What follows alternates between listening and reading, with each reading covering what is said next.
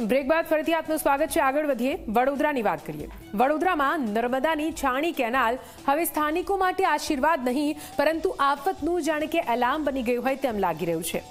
પાદરા તરફ જતી બ્રાન્ચ કેનાલમાં ઠેર ઠેર ગાબડા, મોટી મોટી તિરાડો અને ઉખડેલો સિમેન્ટ લોકોમાં ભય ફેલાવી રહ્યો છે। TP13 વિસ્તારમાં ચોમાસા દરમિયાન પાણી ઘૂસી જવાની ભીતિ વચ્ચે હવે સવાલ ઉઠી રહ્યો છે કે શું સિંચાઈ વિભાગ કોઈ મોટી દુર્ઘટનાની રાહ જોઈ રહ્યો છે? જુઓ આ ખાસ રિપોર્ટ।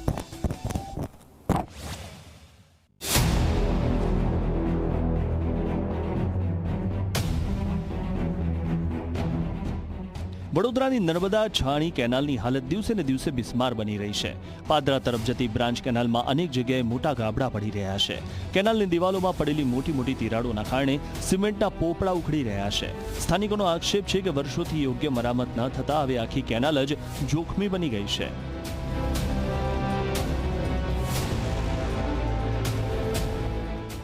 કેનાલની અંદર તમે જો કે ઠેર ઠેર ગાબડા પડ્યા છે, ઘણા સમયથી ગાબડા છે। આ વાત માટે અવારનવાર અમે રજૂઆતો પણ કરેલી છે, સિકલીગર સાહેબ કરીને છે એમને રજૂઆતો પણ કરેલી છે। જો કદાચ આ કેનાલની અંદર પાણીનું ભારણ વધી જાય તો લોકોના ઘરોની અંદર પાણી ઘૂસે એવી પરિસ્થિતિ છે। સાથે સાથે બીજી એક વાત કહેવા માંગીશ કે રજૂઆતો કરવા છતાંય તંત્ર જાગતું નથી, લેખિત રજૂઆતો કરી છે।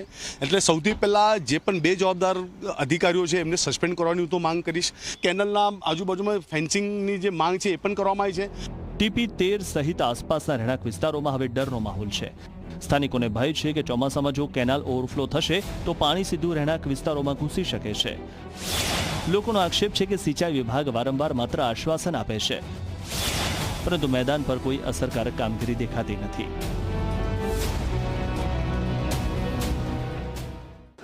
મારા વિધાનસભાના અમુક કાર્યકર્તાઓએ મને જે રજૂઆત કરી હતી કે કામગીરી બરોબર થતી નથી, એટલે મેં પોતે એક્ઝિક્યુટિવ એન્જિનિયરને પણ તાત્કાલિક લેટર લખી અને આ કામની ચકાસણી કરવી જોઈએ અને આનું પેમેન્ટ જ્યાં સુધી ચકાસણી થઈને એનો રિપોર્ટ ના આવે ત્યાં સુધી આ કોન્ટ્રાક્ટરને પેમેન્ટ ચૂકવવું ના જોઈએ। એ જ પત્ર મેં માનનીય મુખ્યમંત્રીશ્રીને અને માનનીય મંત્રીશ્રીને પણ આ લેટર લખીને જાણ કરેલી છે કે આ જે કંઈ કામગીરી નબળી હશે ને એની અંદર જે કોઈ અધિકારી ઇન્વોલ્વ હશે એની ઉપર કડકમાં કડક કાર્યવાહી કરવામાં આવશે।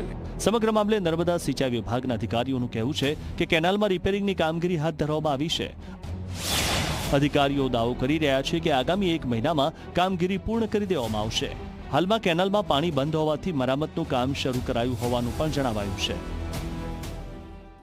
હમણાં શું કહેવાય, મહિના 1ની અંદર આપણે લીધેલું છે એનું રિપેરિંગ થઈ જશે, પણ હજી હમણાં જ પાણી બંધ થયું છે આપણે, એટલે હમણાં થઈ જશે। હમણાં કચરામાં તો શું કહે કે આ બધા અહીંથી જતા હોય છે ને એ લોકો નાખતા હોય છે, શહેરી જ આપણે નાખતા હોય છે એની અંદર।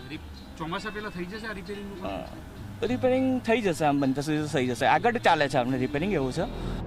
પરંતુ બીજી તરફ જ્યારે રિપેરિંગના ખર્ચ અને ફંડ અંગે સવાલ પૂછાયા ત્યારે અધિકારીઓ પાસે સ્પષ્ટ જવાબ નહોતા। ફંડના અભાવને કારણે સમયસર સમારકામ થઈ શક્યું નહીં હોવાની કબૂલાત પણ સામે આવી છે, જેને લઈને લોકોમાં ભારે રોષ જોવા મળી રહ્યો છે। આ સમગ્ર મામલે વડોદરાના સાંસદ હેમાંગ જોશીએ પણ કડક વલણ અપનાવ્યું છે। સાંસદે સ્પષ્ટ શબ્દોમાં કહ્યું છે કે અધિકારીઓની બહાનાબાજી હવે નહીં ચાલે। સમગ્ર મામલે કલેક્ટરનું ધ્યાન દોરવામાં આવ્યું છે અને કેનાલના ફિટનેસ રિપોર્ટ સાથે હાલની સ્થિતિ અંગે વિગતવાર અહેવાલ પણ મંગાવવામાં આવ્યો છે।